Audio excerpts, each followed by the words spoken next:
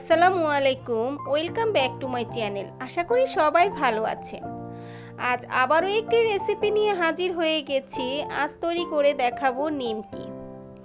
নিমকি দেখে ছোটবেলার সেই মেলার কথা মনে পড়ে যাচ্ছে, তাই না বন্ধুরা? ছোটবেলায় মেলা থেকে কিনে খাওয়া এই নিমকি বাসায় কিভাবে ঝটপট তৈরি করে ফেলা যায় সেটি আজকে আপনাদের সাথে শেয়ার করব। চলুন তাহলে রেসিপিটি দেখে নিই।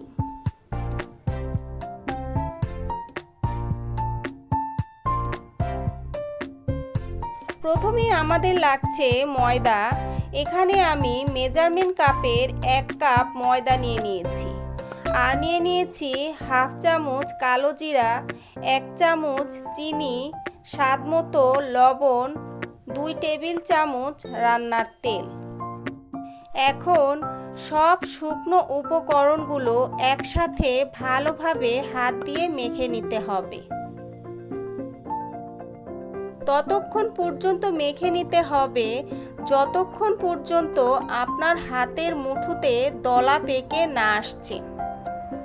যখন দেখবেন আপনার হাতের মুঠোতে এরকম দলা পেকে এসেছে, তখন বুঝে নিতে হবে আপনার মাখানো হয়ে গেছে। এখন অল্প অল্প পানি দিয়ে একটি ডো তৈরি করে নিতে হবে।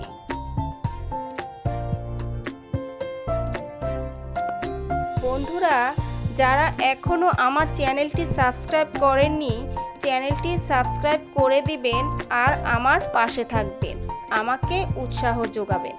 আপনাদের একটি সাবস্ক্রাইব আমাদের কাজের অনেক উৎসাহ যোগায়। ডোটা আমার মাখানো হয়ে গেছে। এখন একটি ঢাকনা দিয়ে ঢেকে প্রায় আধা ঘন্টার মতো রেস্টে রেখে দিব।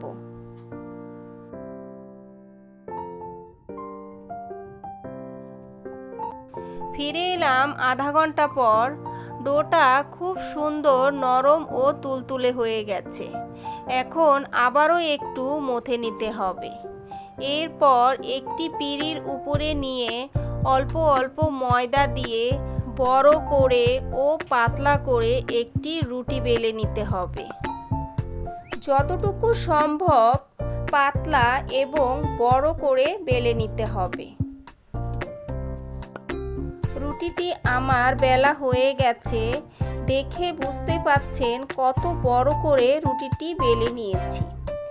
এখন একটি ছুরির সাহায্যে চিকন চিকন করে কেটে নিমকির শেপ দিয়ে দিতে হবে। ভিডিওটি না টেনে দেখতে থাকুন।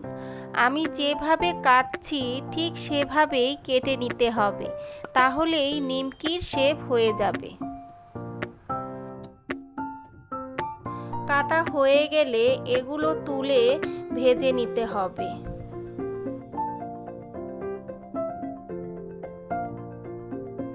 এর জন্য একটি ফ্রাই প্যানে পর্যাপ্ত পরিমাণ তেল দিয়ে চুলায় বসিয়ে দিয়েছি। অল্প অল্প করে দিয়ে নিমকিগুলো ভেজে নিতে হবে।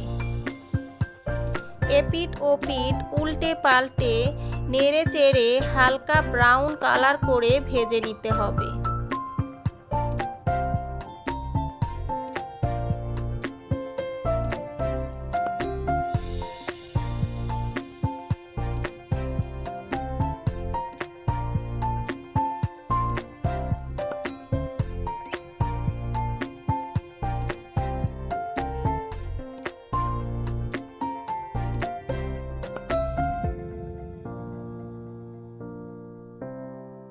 নিমকিগুলো আমার ভাজা হয়ে গেছে। এখন এগুলো একটি টিস্যুর উপরে তেল ঝরিয়ে তুলে নিতে হবে।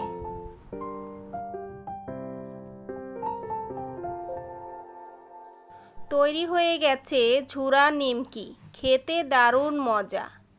দেখুন কি সুন্দর মচমচে হয়েছে। রেসিপিটি কেমন লেগেছে? আশা করি সকলের কাছে ভালো লেগেছে। ভালো লেগে থাকলে অবশ্যই একটি লাইক দিয়ে যাবেন আর সাথে কমেন্ট ও বেশি বেশি শেয়ার করে দিবেন। আল্লাহ হাফেজ।